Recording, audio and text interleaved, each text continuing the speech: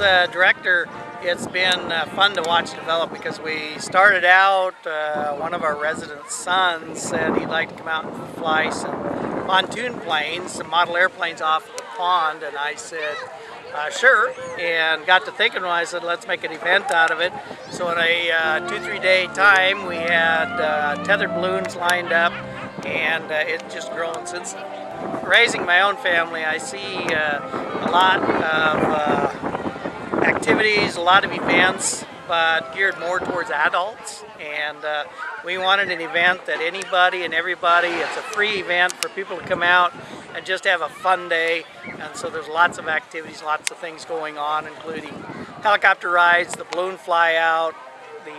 There is things for adults too, which is the car show, model airplanes.